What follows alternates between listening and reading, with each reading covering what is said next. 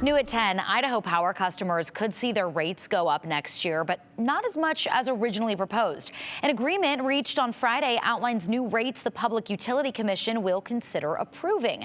Aspen Shumper joins us in studio. And Aspen, why are some Idahoans still pushing back on this agreement? Yeah, Morgan, a group of Treasure Valley residents are saying that they worry data centers are driving rate increases. They say Idaho needs more policies in place to protect residential users, but Idaho Power says protections already exist.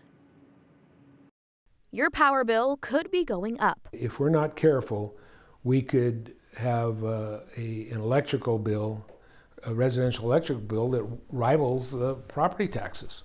Idaho Power proposed a 17% increase for residents and electrical rates starting next year. Idaho Power says growth across the state is driving that increase. From 2024 to 2025, residential was the fastest growing group of users. The money there is to pay for things like energy storage and production resources, grid investments, wildfire resilience, labor costs, and other investments that are necessary to run a healthy utility. The utility company increased rates by 7% last year for residents for the same reasons.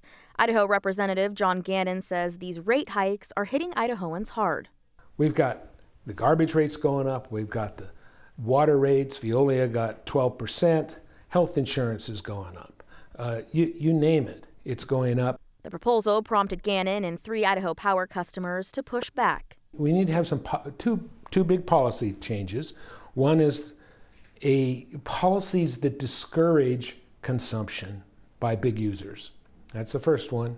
And then a policy that also says, hey, if you're causing new generation, expensive generation, then you have to pay for that. Under a settlement Friday between many customers and Idaho Power, most agreed on price increases for all types of users, from just over 2% to less than 10%. Now, instead of a 17% hike, residential users are looking at an increase of just under 10%. We view this settlement as a constructive outcome. You know, we worked closely with our regulators, with parties to reach this settlement. Like anything else, there's compromise when you do that. Gannon's group is pleased with the drop in the proposed rates, but they didn't sign on to the agreement because they believe stronger policies need to be in place to protect residents from taking on costs from future data centers. But they're coming, or they're trying to come. But Idaho Power tells me Idaho's Public Utilities Commission has procedures in place to ensure homeowners don't pay for the energy needs of large power users like data centers. If they have transmission lines, distribution lines, substation upgrades, any infrastructure items that are specific to that customer is paying for those things up front. And so while those things have to be paid for, they're being paid for by that customer, not by all of the customers. Idaho Power says electrical rates for users like residents, agricultural, and large industrial are all calculated based on how each type uses electricity. The rest of the customers are not paying above and beyond because of the energy needs of the large power users.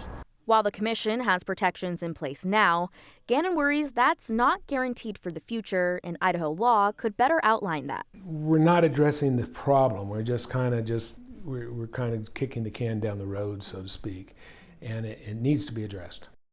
The Public Utilities Commission will hold a public hearing on November 20th regarding these newly established rate increase proposals, and then before the end of the year, likely in December is what I'm told, Morgan, the commission will make a final decision on these rates. Okay, so yeah, just to be clear, these are just proposals at this point, but still proposals. It shows the power of people getting involved in the process and like making their voices heard, right? Definitely. Yeah. Okay, Aspen, thank you.